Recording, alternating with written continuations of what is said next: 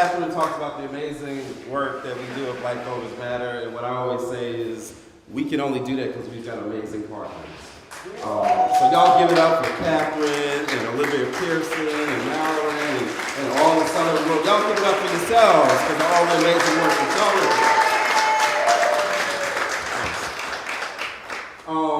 doing. I got to be honest with you. My head is still spinning a little, right, from that presentation.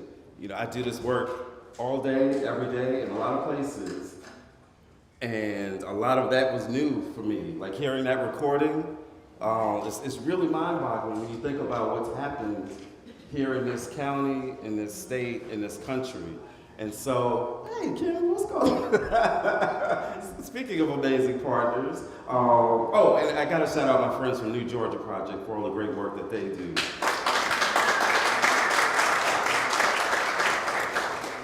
But yeah, so my head is spinning, but it's spinning in part because it's so reminiscent to some of the things that brought me to this work to begin with. And I'm gonna be brief because I know a lot of people got questions and we want to get into this discussion. So I don't want to take a little time, but I do just want to give a little bit of context.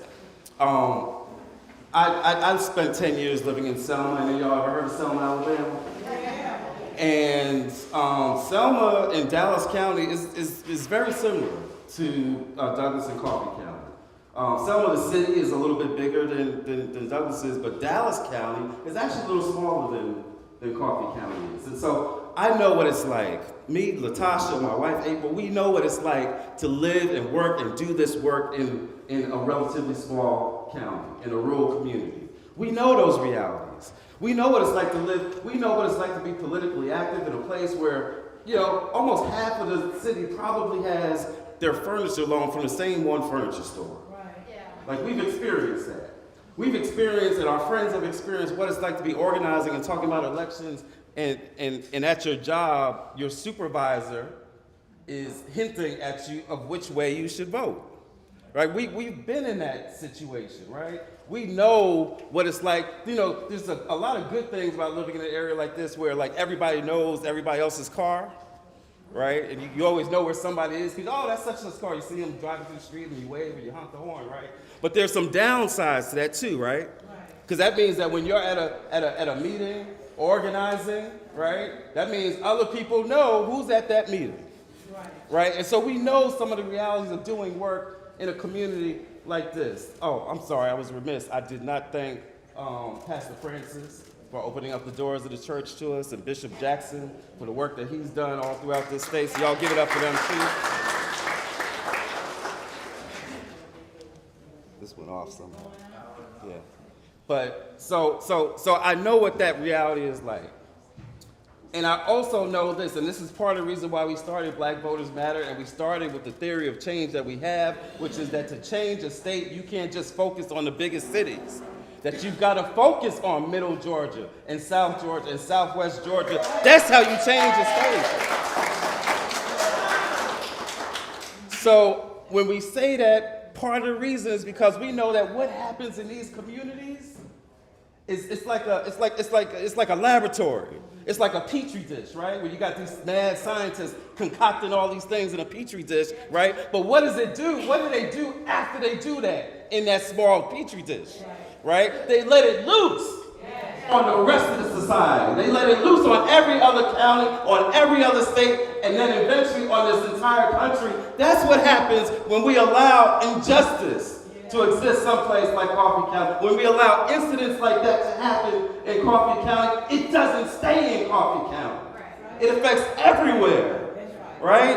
And this is a perfect example of that, because what happens here can affect the entire state, and then by extension affect the entire country's elections. So what has happened here is important. And we can't let it just die. So again, I'm so thankful for the work that you all are doing, that you have did, even to get us to this point. The rest of the country might not know about this, if not for y'all, right? And so that is critically important. But we still have work to do. Yes. Because as you saw, there are some folk in this county, in this state, that are really kind of willing to just kind of bury their heads in the sand and just wash their hands of it. and just kind of rest on their laurels that because they told Trump they wouldn't go out and find 11,700 votes, that makes them a hero, and somehow they can ignore the rest of it. Right? And think of the contrast of the very officials. I'm not even going to focus on the folks that have been indicted and the wrong that they did, because we're trying to move forward, right?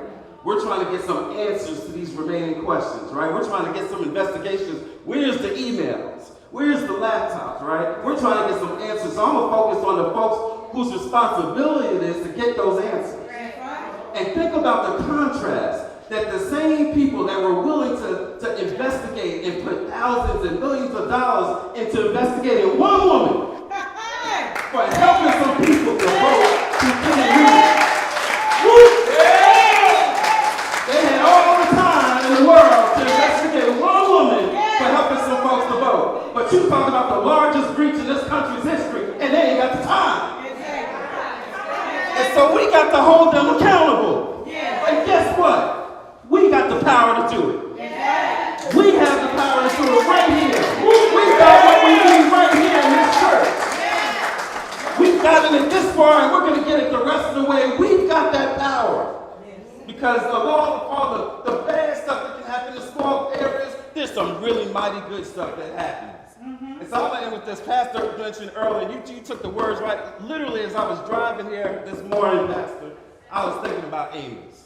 Right? I was thinking about justice. I was thinking about letting the justice quote roll down like waters and righteousness like an ever-flowing stream. I was thinking about those words, so when you said that, I knew, wait a minute, I need to speak to that. Yes. And the thing that stands out, yes, those words are important, but think about the context, because who was Amos really talking to?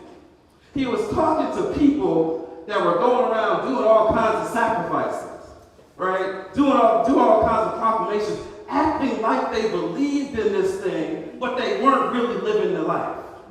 They weren't really living in a way that was consistent with the sacrifices of the words that they were saying. And so my message to the Secretary of State, my message to the county commission, my message to all those who act like they care about election integrity and the voters and all of that stuff, act like it.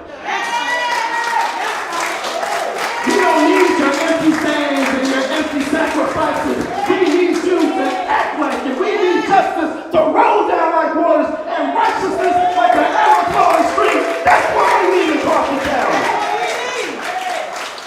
And that's what we're going to get. And so I'm going to turn it over to whoever I'm going to turn it over to. But thank y'all. Just know that we all have a role to play in this process.